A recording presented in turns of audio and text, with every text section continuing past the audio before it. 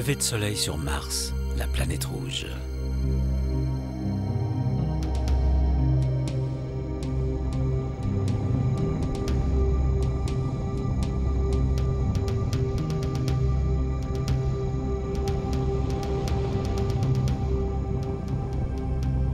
Mars est fascinante.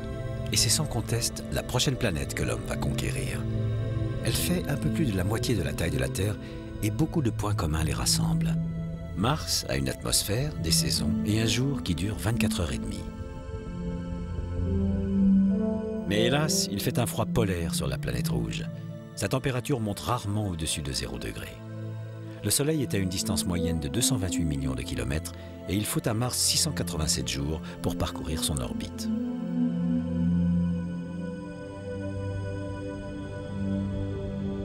Mars est là, caché derrière l'un de ces deux minuscules satellites. Ce sont probablement d'anciens astéroïdes, de la roche pétrifiée qui aurait été capturée par la planète glacée. Tout comme celui de la Terre, l'axe de Mars est incliné. Mais cela, ajouté au fait que son orbite est elliptique, a pour effet d'altérer les saisons. Quand elle atteint le point le plus éloigné du Soleil, c'est l'été dans l'hémisphère nord et l'hiver au sud. Au plus près du Soleil, c'est l'inverse, l'été au sud, l'hiver au nord.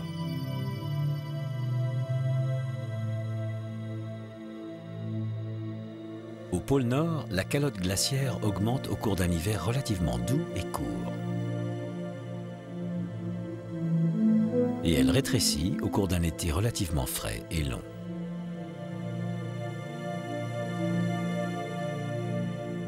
À l'autre pôle, la calotte glaciaire qui se forme au cours d'un hiver long et rigoureux est bien plus importante. Mais l'été sur l'hémisphère sud est court et relativement moins frais qu'au nord.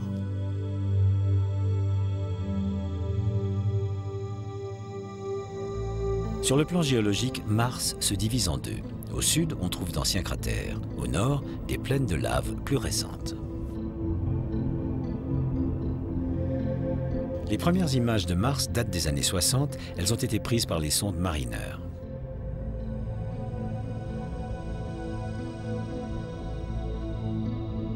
On a compris bien plus tard que sur cette photo, les points noirs, dans cet orage de poussière, étaient 4 énormes crêtes volcaniques.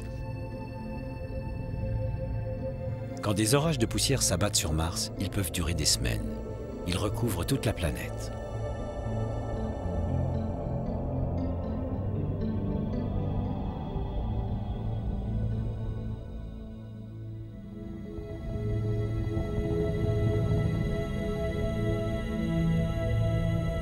En 1976, grâce aux modules orbitaux appelés Viking, nos connaissances sur Mars ont été bouleversées. Ils ont révélé la présence de glace souterraine. Est-ce que l'impact qui creusa ce cratère aurait pu répandre de la glace fondue tout autour?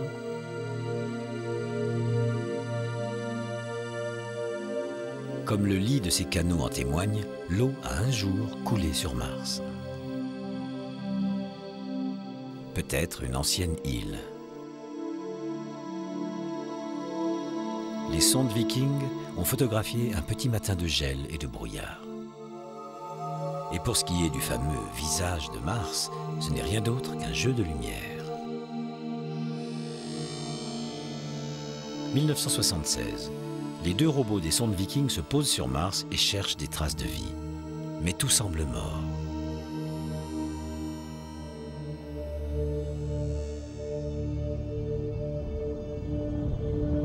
Pour avoir un ordre de grandeur, prenez le continent nord-américain. La distance entre la côte ouest et la côte est est d'environ 4000 km. C'est la taille de la plus grande faille de la planète, la vallée Marineris.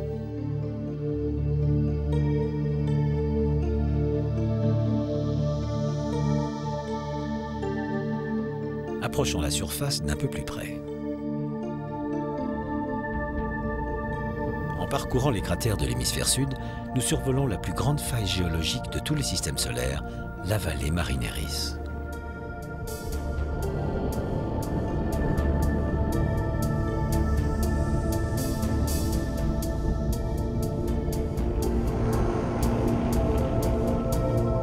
Avec ses montagnes à l'ouest, et le dôme volcanique Arcia. En voilà un autre, appelé Pavonis. Et puis un troisième, Ascreus.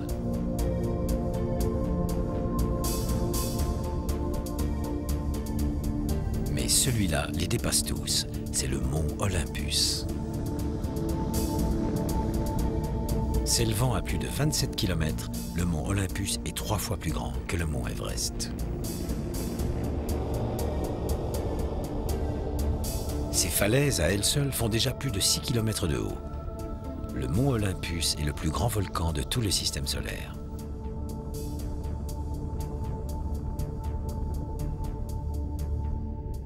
Beaucoup pensent qu'à la suite d'un gigantesque soulèvement volcanique, des océans sont apparus au tout début de la formation de Mars. Les éruptions ont fait fondre la glace souterraine, inondant rapidement toute la planète. Une atmosphère riche en dioxyde de carbone s'est alors formée. La température a augmenté brusquement. Mais personne ne comprend alors pourquoi la vie ainsi que la végétation n'ont pu apparaître à cette époque. Peut-être est-ce dû à l'instabilité climatique liée aux énormes variations de l'inclinaison de la planète. Mais la raison principale est certainement due à l'arrêt de toute activité volcanique. Aucune autre éruption majeure n'a eu lieu, empêchant l'atmosphère de se renouveler. Cette atmosphère s'est lentement évaporée dans l'espace à cause de la faible gravité martienne. Mars Pathfinder. En 1997, il se pose sur une ancienne plaine inondée.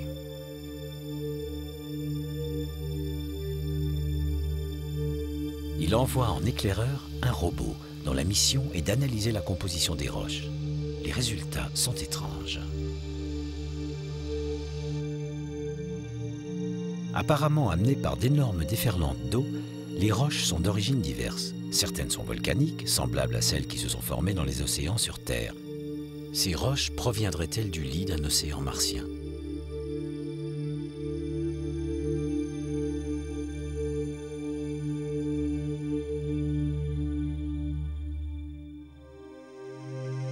Une preuve allant dans le sens de cette hypothèse nous est donnée depuis la sonde orbitale Mars Global Surveyor. Chargée de réaliser une carte détaillée de la planète, Surveyor révèle l'existence d'une immense région plate dans l'hémisphère nord. Cette plaine a toutes les caractéristiques du lit d'un océan. Contrairement à l'époque où l'eau coulait sur Mars, la planète rouge est aujourd'hui un désert glacé, incapable de retenir l'eau liquide.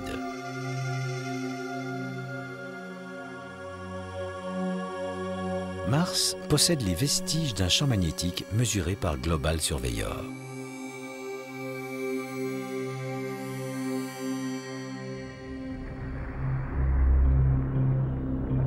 Destination Mars. Avec le succès de Pathfinder et de Global Surveyor, d'autres missions régulières ont été programmées. Chacune aura un module orbital accompagné d'un atterrisseur. Ce vaste programme a été nommé le Mars Surveyor Programme. Son objectif est de comprendre l'histoire de l'évolution de l'eau de la planète. Beaucoup de scientifiques pensent qu'il existe en abondance, mais sous forme de glace souterraine. Le module orbital doit relever le tracé des canaux et avec un code couleur, cartographier les données géologiques.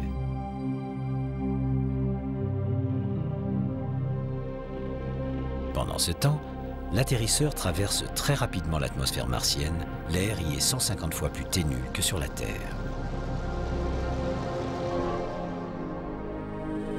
Sur Mars, la quête de la vie continue.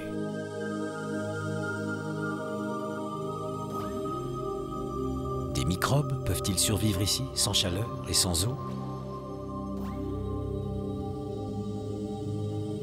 Et l'homme pourra-t-il un jour vivre sur Mars, dans ce monde de poussière?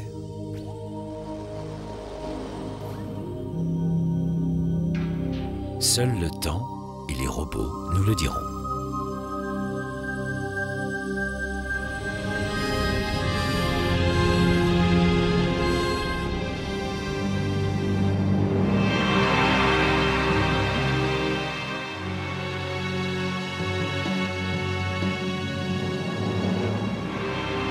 Jupiter est une énorme boule de gaz. Elle est plus grosse que toutes les planètes du système solaire réunies.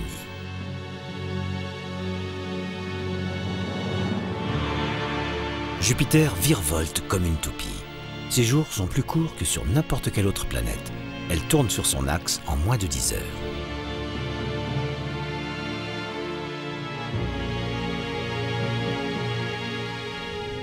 Brillant faiblement à travers l'anneau de poussière qui entoure Jupiter, le Soleil n'est qu'un phare lointain, distant de 780 millions de kilomètres. Jupiter est si éloigné du Soleil qu'il lui faut près de 12 ans pour parcourir son orbite autour de l'étoile. Comparé à Jupiter, la Terre est une naine. Il faut 11 terres pour égaler le diamètre de Jupiter et plus de 1300 pour remplir son volume.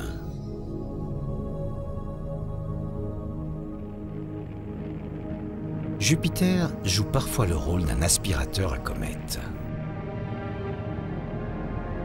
Cette comète venant du fin fond du système solaire frôle Jupiter d'un peu trop près. Elle est capturée par la gravité de la planète géante. Soumise à des forces des centaines de fois plus grandes que l'attraction qu'exerce la Lune sur les marées terrestres, la comète se brise en morceaux.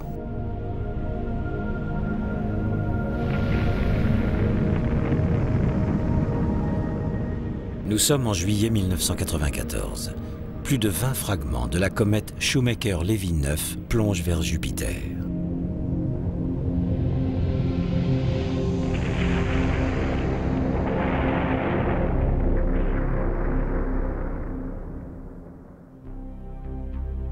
« 1977.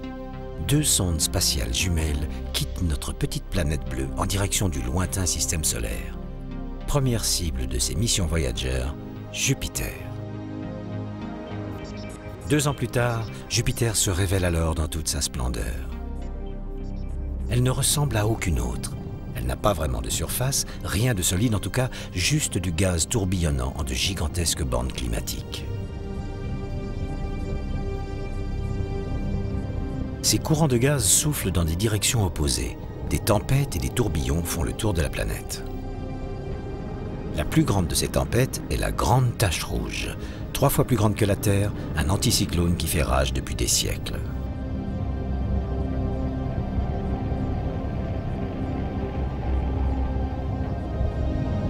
En haut de l'écran, la Grande Tache Rouge vue de Voyager 1. En bas, la même vue de Voyager 2.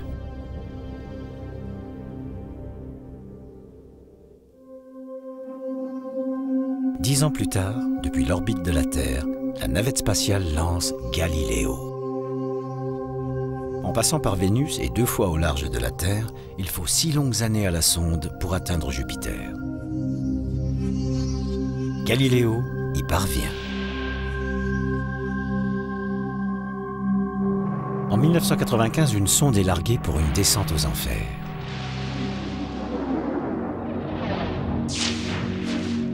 Le plongeon est ralenti par un parachute. Chaque seconde compte pour les recherches. Les nuages s'épaississent. Les vents soufflent à plus de 500 km/h, entraînés par la chaleur de Jupiter. Les températures grimpent. Jupiter dégage beaucoup plus de chaleur qu'elle n'en reçoit du Soleil. Son noyau chauffe à plus de 30 000 degrés Celsius. Au bout de 40 minutes de plongée, l'atmosphère est 10 fois plus dense que celle de la Terre. Au bout d'1 heure, la sonde Galileo est anéantie, écrasée par la pression. Jupiter est composé de 90% d'hydrogène et de presque 10% d'hélium. Une sorte de brouillard englobe son atmosphère. En dessous, des cristaux d'ammoniac, de l'hydrosulfide d'ammonium, de la glace et des gouttelettes d'eau et d'ammoniac. Au cœur de Jupiter, de l'hydrogène et de l'hélium, puis de l'hydrogène liquide, de l'hydrogène métallique et enfin un noyau dur. C'est cet hydrogène métallique liquide qui produit le champ magnétique de Jupiter.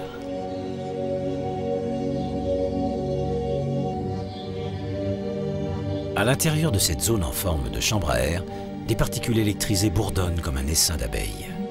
Mais la magnétosphère de Jupiter s'étend bien plus loin. Elle est, après le Soleil, la plus grosse entité du système solaire.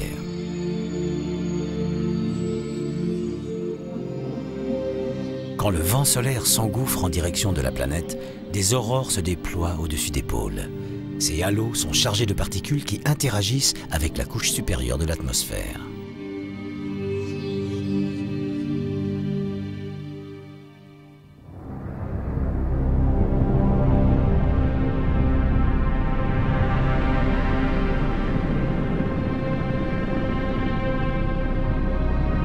Les 16 satellites de Jupiter.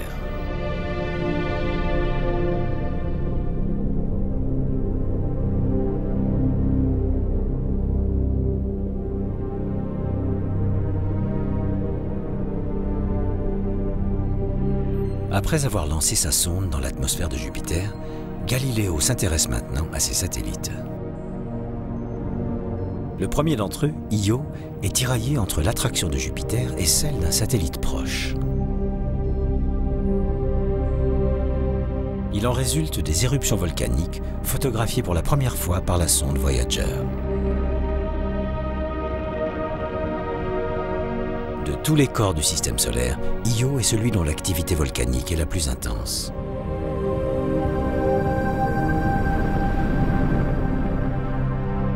Il est secoué en permanence par des éruptions.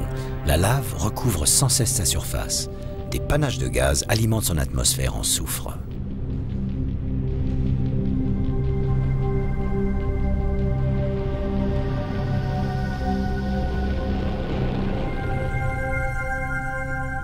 Contrairement à Io, ce satellite, Ganymède, est très calme. À moins 150 degrés, la croûte de glace s'étend sur 100 km d'épaisseur.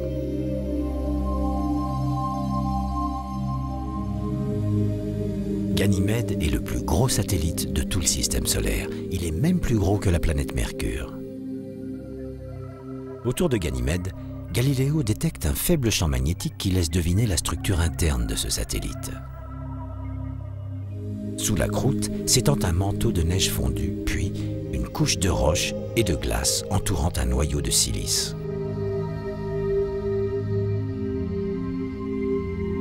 Callisto pourrait être le jumeau de Ganymède s'il n'était criblé de cratères.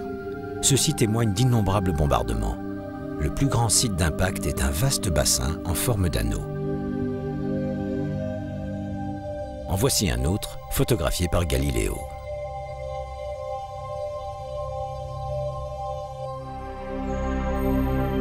S'il devait y avoir une vie extraterrestre dans le système solaire, ce serait ici, sur Europa.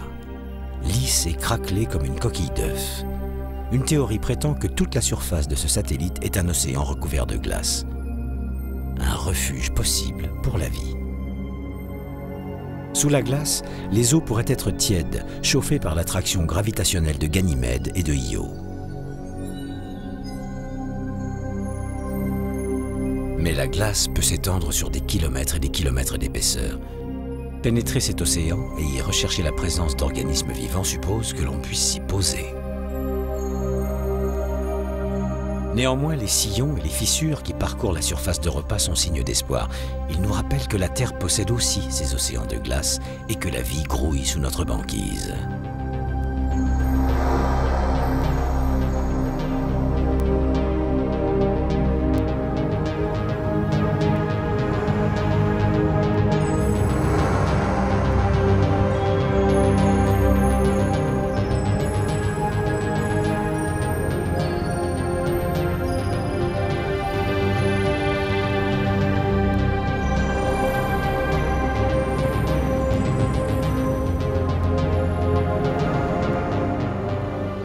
Jupiter et ses 4 plus gros satellites. Un système solaire en miniature.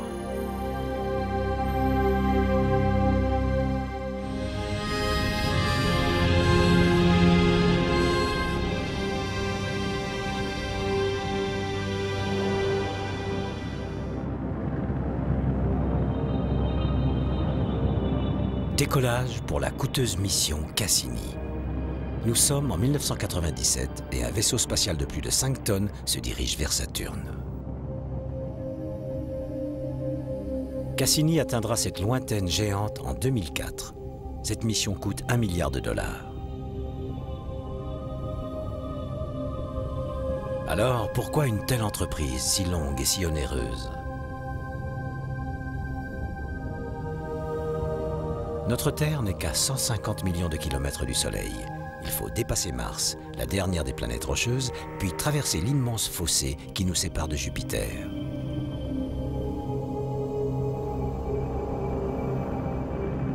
Saturne est encore au-delà. Cette magnifique planète est à peu près 10 fois plus éloignée du Soleil que nous ne le sommes. Elle met presque 30 ans pour parcourir son orbite autour du Soleil et sa rotation quotidienne dure 10h15. Saturne est la deuxième plus grosse planète de notre système solaire après Jupiter. Elle est si peu dense que si on la plongeait dans un océan assez vaste, elle flotterait. Pourtant, son volume pourrait contenir 750 fois la Terre. Tout comme Jupiter, Saturne est gazeuse, composée de 94% d'hydrogène et de presque 6% d'hélium. Elle présente également des bandes climatiques qui sont difficiles à voir à cause du brouillard qui entoure la planète. Elles peuvent être détectées en changeant le filtre de la caméra. On y découvre des orages et des cyclones. Les vents sont plus puissants que ceux de Jupiter. Cette tornade, par exemple, souffle à plus de 1500 km à l'heure. L'atmosphère de Saturne se divise en 5 couches. La plus élevée d'entre elles est composée de brouillard. En dessous, des cristaux de glace ammoniaquée, puis de l'hydrosulfide d'ammonium, ensuite de la glace d'eau et enfin des gouttes d'eau. Plus profondément encore, on trouve de l'hydrogène et de l'hélium, puis de l'hydrogène liquide, de l'hydrogène métallique et un noyau rocheux. Comme sur Jupiter, c'est l'hydrogène métallique qui produit le champ magnétique de Saturne. Ce dernier dévie le vent solaire, à l'exception des pôles où les particules électrisées s'engouffrent comme dans une cheminée. Elles sont à l'origine des aurores polaires. Regardez bien le pôle Nord.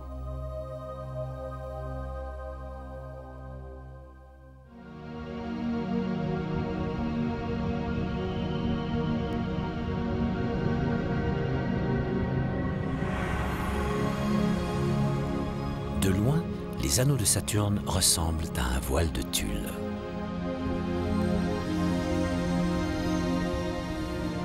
Vu de près, il y a des milliards de petits satellites, allant du simple grain de poussière à des rochers glacés de la taille d'un camion.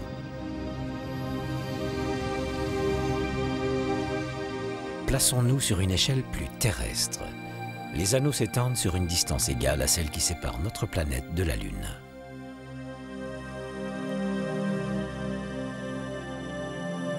Pourtant, ils ne font pas plus d'1 kilomètre d'épaisseur. De la Terre, notre vision des anneaux change en fonction de l'orbite solaire de Saturne. Quand son axe de rotation fait un angle de 26 degrés, vu de profil, les anneaux semblent disparaître.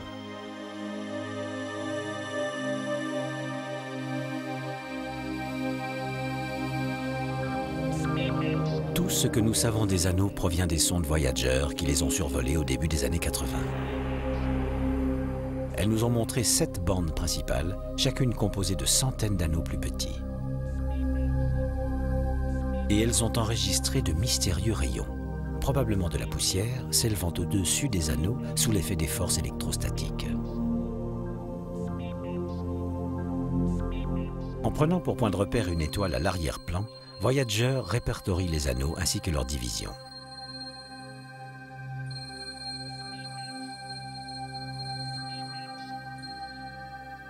La plus grande est la division de Cassini, avec plus de 4000 km de large.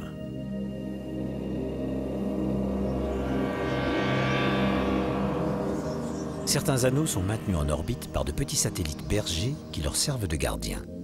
Ici, un couple de bergers maintient l'anneau extérieur.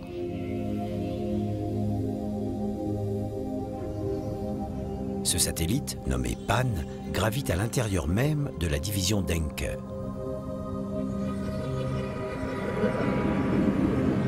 Mais les anneaux restent une énigme. Il pourrait s'agir de débris d'astéroïdes pulvérisés, trop proches de la planète pour se regrouper et former eux-mêmes des satellites. Dans quelques millions d'années, les anneaux de Saturne pourraient se disperser.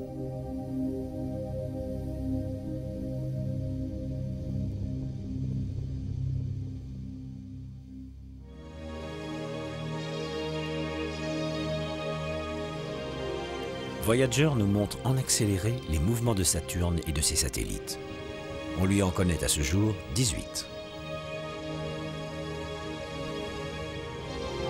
Le minuscule mi-masse est le plus bizarre d'entre eux. De la glace et de la roche, et surtout un gigantesque cratère. Si le projectile qu'il a creusé avait été plus grand, mi-masse serait devenu un anneau supplémentaire de Saturne.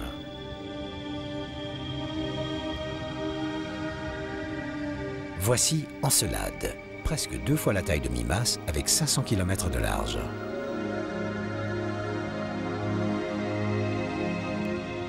Des plaines de glace, probablement formées par des remontées d'eau liquide à sa surface.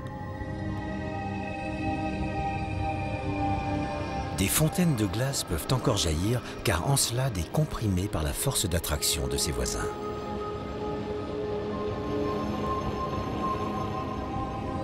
La destination suivante de Voyager, Tethys, plus de 1000 km de diamètre et un grand canyon que l'on aperçoit juste en dessous.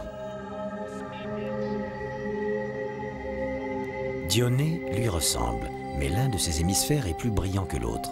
Une surface glacée, grêlée de cratères et de crevasses.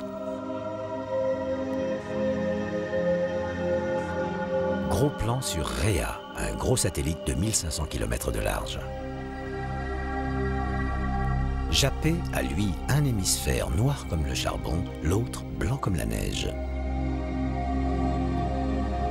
Le minuscule Hyperion a une forme très tourmentée.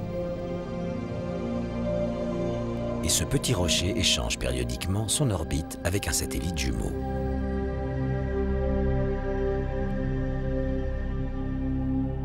Le plus grand satellite de Saturne, plus grand même que la planète Mercure, fut découvert au télescope en 1655 par l'astronome hollandais Huygens. Nommé Titan, il ressemble un peu à notre Terre primitive mise au congélateur. Titan reste voilé dans la brume, mais Voyager réussit à détecter la présence de molécules organiques. Des composés à base de carbone, tout comme ceux qui ont été à l'origine de la vie sur Terre.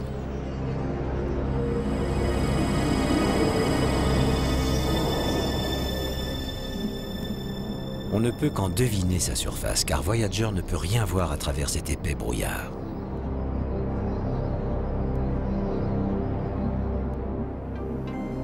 Voici Cassini.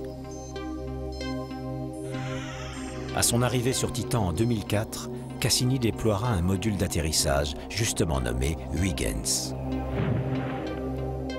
La descente durera environ 2h30.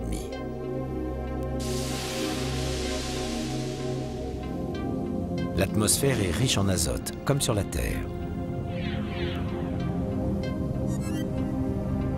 Les données seront envoyées au vaisseau mère qui les retransmettra à la Terre. Une fois l'atterrissage réussi, Huygens n'aura plus que 30 minutes à vivre. La température est de moins 190 degrés et il n'y a pas de soleil pour alimenter en énergie ces panneaux solaires. La neige qui tombe est composée de méthane et d'éthane. Huygens a été préparé pour effectuer également des amérissages car il y a peut-être des océans d'hydrocarbures sur Titan. Là encore, Huygens n'aura qu'une demi-heure pour envoyer des signaux à la Terre et répondre à la question cruciale. Titan est-il un laboratoire du vivant? C'est une raison suffisante pour investir $1 milliard et rendre visite au Seigneur des Anneaux.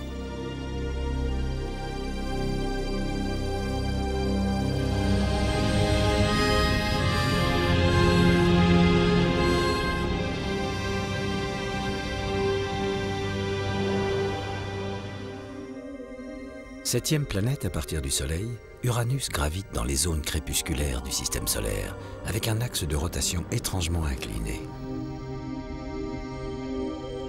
Uranus est une géante gazeuse, avec des anneaux et des satellites. Celui-ci, Miranda, c'est le diamant brut du système solaire, un bloc de roche glacée couvert de falaises plus hautes que l'Everest.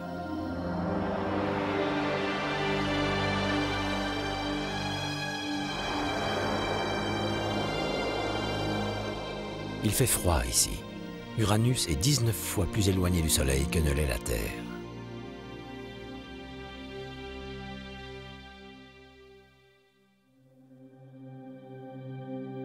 « 1997.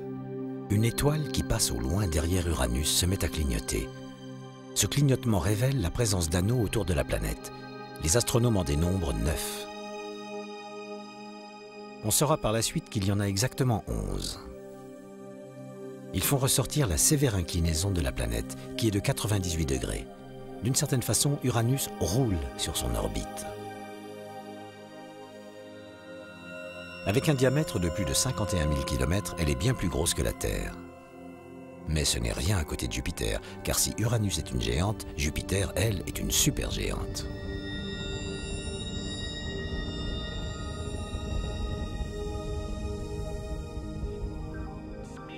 « 1986, premier gros plan de la mission Voyager.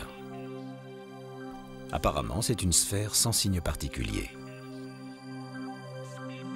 Grâce à l'infrarouge, l'œil du télescope spatial Hubble scrute plus en profondeur. Il révèle 3 couches brumeuses de l'atmosphère. Il se peut qu'en dessous, il y ait des phénomènes météorologiques, mais ils restent cachés.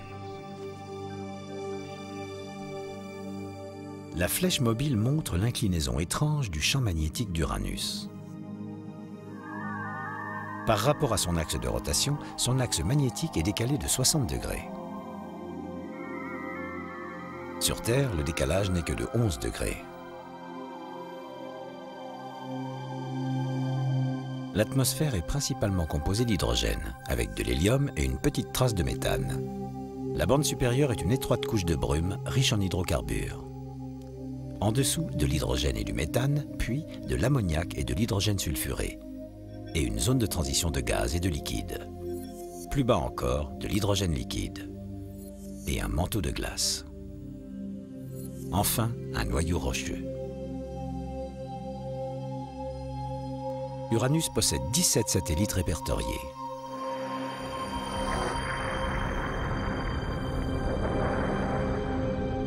L'un d'entre eux, Miranda, a été sévèrement secoué dans sa jeunesse. Certains de ces débris ont formé les anneaux d'Uranus. Le reste s'est rassemblé pour former un second Miranda, nouveau modèle. Ce n'est encore qu'une hypothèse, mais qui a le mérite d'expliquer l'existence de ces anneaux. Il se peut aussi qu'Uranus ait subi un énorme choc causé par un corps de la taille de la Terre. Cela pourrait expliquer la présence des anneaux de glace et la forte inclinaison de son axe. De toute façon, les contours chaotiques de Miranda donnent l'impression d'un satellite recomposé.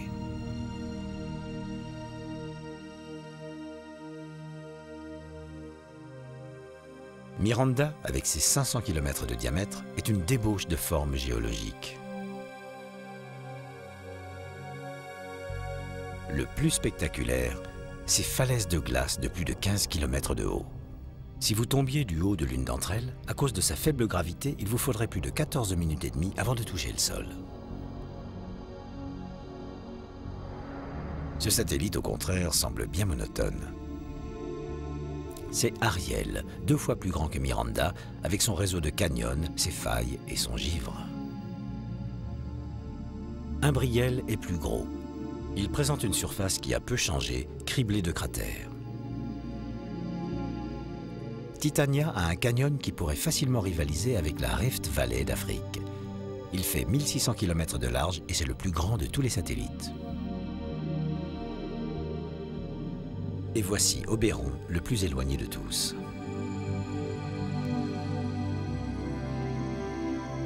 Sur Uranus, le jour dure presque 18 heures et la planète met 84 ans pour parcourir son orbite autour du Soleil.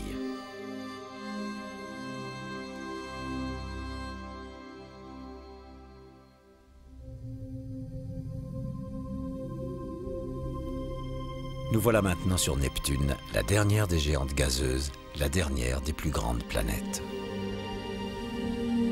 Elle est si loin de nous que lorsque la sonde Voyager l'étudie en 1989, les données radio mettent plus de 4 heures pour atteindre la Terre. Il faut 165 ans à Neptune pour parcourir son orbite. Elle est à plus de 4,5 milliards de kilomètres du Soleil.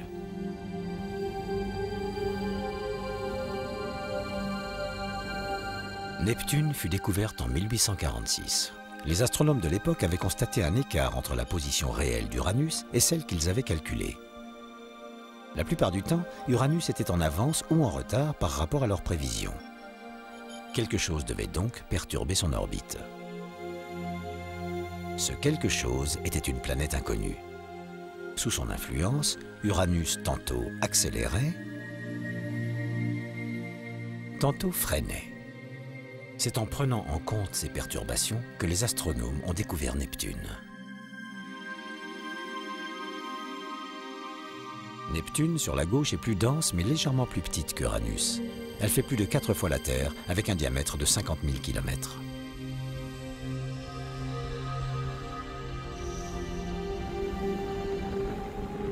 Alors que Jupiter équivaut à 12 Terres ou à 3 Neptunes.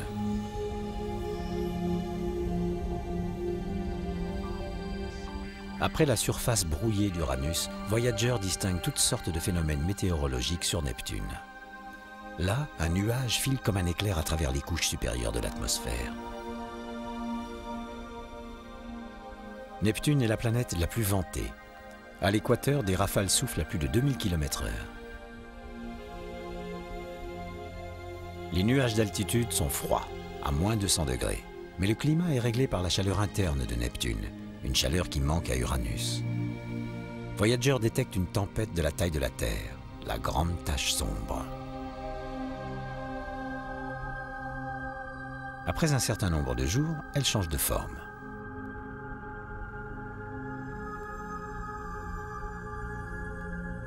Bien que cette tempête passe en trombe autour de la planète, cette vue en accéléré prise par Voyager la maintient au centre de l'image.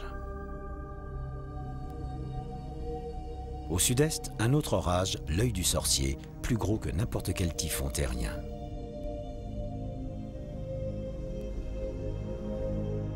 Sept ans plus tard, sous l'œil du télescope Hubble, la Grande Tache Sombre semble avoir disparu. Neptune effectue un tour complet sur elle-même toutes les 16 heures. L'atmosphère est composée de 85% d'hydrogène, de 12% d'hélium, le reste étant principalement du méthane. Il y a 4 couches distinctes. La plus éloignée est une brume atmosphérique avec beaucoup d'hydrocarbures. Plus bas, de l'hydrogène et du méthane, puis de l'ammoniac et de l'hydrogène sulfureux et une zone de transition composée de gaz et de liquide. Vers le centre, de l'hydrogène liquide, un manteau de glace et un noyau rocheux.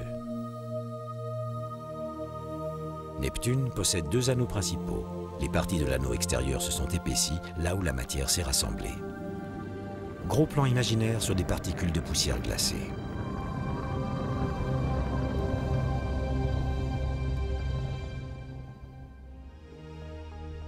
On compte pour le moment 8 satellites autour de Neptune. 6 d'entre eux ont été découverts par Voyager. Tous sont minuscules, sauf un. C'est Triton. D'un diamètre de 2700 km, Triton a la surface la plus froide, elle est à moins 238 degrés. Cela ne l'empêche pas de rejeter de l'azote noirci.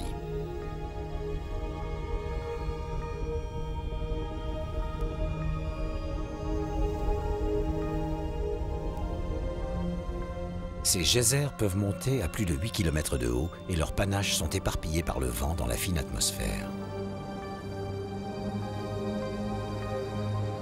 Triton a peut-être été un gros astéroïde capturé. Tout comme Pluton, la dernière planète à l'extrême limite du système solaire.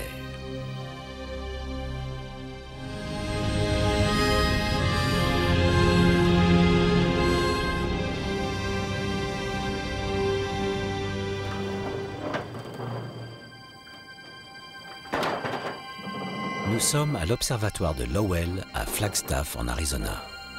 En 1930, on y repère pour la première fois la planète la plus éloignée de notre système solaire, Pluton. C'est l'astronome Clyde Tombaugh qui fait cette découverte. Il a 24 ans. Tombaugh réussit cet exploit en photographiant systématiquement de grandes régions du ciel sur des plaques en verre. Pendant plusieurs nuits, il prend en photo 2 fois de suite chaque partie du ciel. Puis, en plissant légèrement les yeux, il compare les 2 clichés. S'ils sont identiques et qu'aucun astre n'a bougé, il ne s'y intéresse pas, car seuls les objets à l'intérieur même du système solaire se déplacent devant le fond d'étoiles en arrière-plan. C'est ainsi qu'après 6 mois d'observation, il voit un point qui a bougé, c'est Pluton.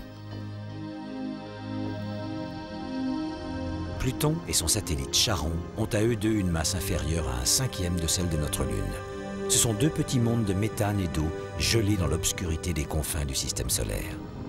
Pluton et son satellite sont en moyenne 40 fois plus éloignés du Soleil que notre Terre.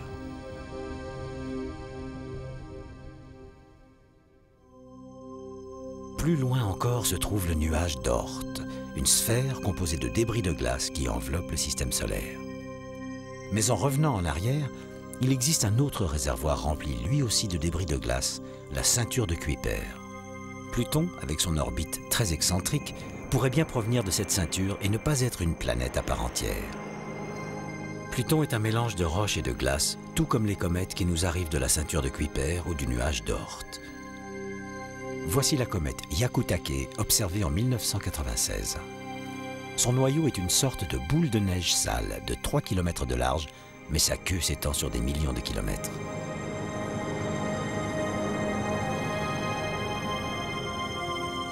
Quand une comète s'approche du Soleil, elle développe une double queue. La partie jaune est formée de poussière et la partie bleue de gaz. La queue gazeuse peut se détacher sous l'action du vent solaire qui souffle en rafale. C'est le vent, auquel il faut rajouter la pression du rayonnement solaire, qui repousse les queues de comètes à l'opposé du Soleil.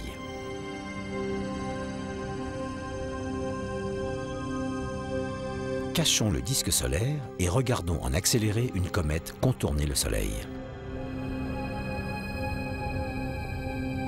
Celle-ci se perd dans le Soleil.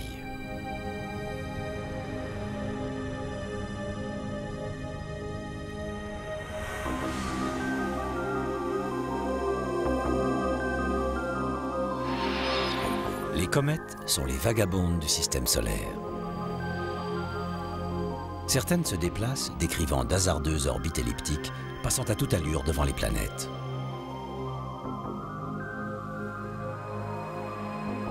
Telles des kamikazes, elles plongent vers le Soleil et meurent. D'autres ne font que l'effleurer. Jupiter représente un véritable danger pour les comètes.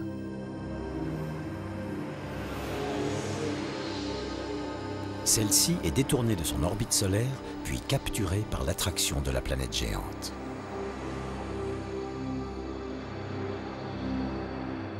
La comète, fragile mélange de glace et de poussière, s'approche d'elle à moins de 50 000 km. Elle en paie le prix.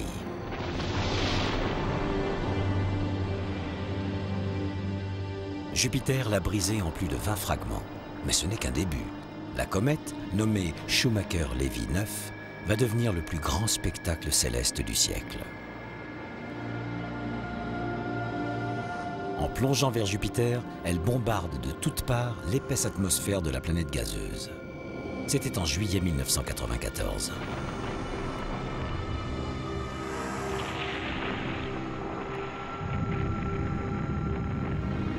Chaque fragment a créé des ondes de choc aussi grosses que la Terre. Voici l'instant de l'impact. Plus bas, à gauche, un panache s'élève à plus de 1000 km de hauteur.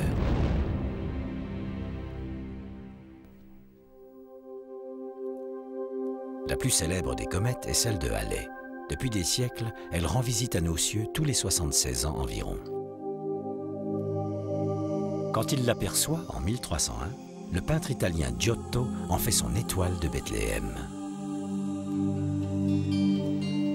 En 1066, la tapisserie de Bayeux raconte la conquête de l'Angleterre par les Normands.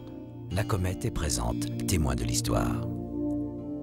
Après le dernier passage de la comète de Halley, mais le premier depuis l'ère spatiale, c'est nous qui sommes allés lui rendre visite grâce à une sonde appelée Giotto envoyée par les Européens. Au milieu d'une armada internationale, c'est la mission la plus ambitieuse. Car Giotto doit traverser la coma, c'est-à-dire le nuage qui entoure le noyau. Nous sommes en 1986. Voici les images. Un noyau qui a la forme d'une cacahuète de 16 km sur 9. Vaporisés par la chaleur du soleil, les gaz et les poussières s'échappent de la surface. La lumière éblouissante rend la vision difficile, mais la surface du noyau de Halley que l'on devine est couverte de carbone noir. La coma, nourrie par des jets de gaz, développe une chevelure d'1 million de kilomètres, bien plus grande que le Soleil.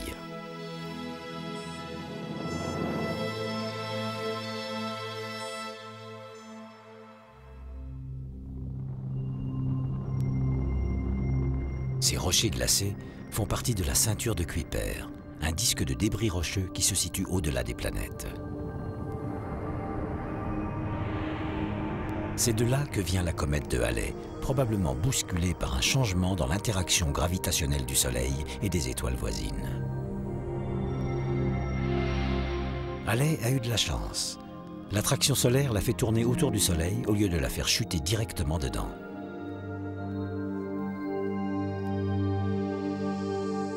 Mais Halley est maintenant prisonnière d'une orbite qui l'emmène au-delà de Neptune pour revenir vers le Soleil, puis repartir en direction de Neptune, et ainsi de suite.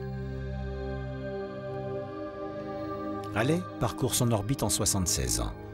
Les comètes qui ont des périodes plus longues arrivent de bien plus loin, comme celle de Hale-Bopp, la plus spectaculaire que l'on ait vue en cette fin de siècle.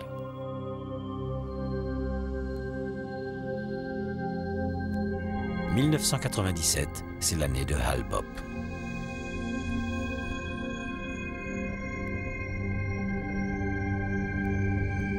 En gros plan, voici son noyau en rotation avec ses 40 km de large crachant du gaz et des poussières. Ils jaillissent de l'hémisphère chauffé par le Soleil, s'allumant et s'éteignant en fonction de la rotation du noyau. En s'approchant du Soleil, Hale-Bopp perd 1000 tonnes de poussière et d'eau par seconde. Mais dans le froid, aux confins du système solaire, la comète reprend sa forme initiale, sans chevelure, elle redevient inerte.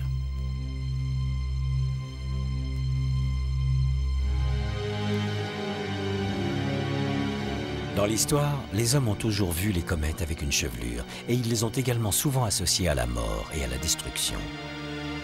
Mais avoir peur des comètes n'est pas complètement absurde. Aujourd'hui, elles sont étudiées de très près par les scientifiques. Si Hale-Bopp avait percuté la Terre, nous serions tous morts. Mais ceci est une autre histoire. La sonde spatiale Stardust part à la rencontre de la comète Wild 2. À la manière du papier tue-mouche, ces instruments vont collecter des échantillons pendant que Stardust traversera sa chevelure.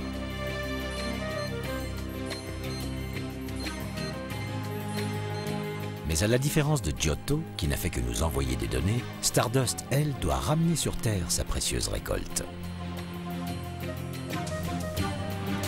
Isolée dans une capsule capable de résister au choc brûlant de la rentrée dans notre atmosphère, voici un précieux colis qui nous vient de loin, bien au-delà des planètes.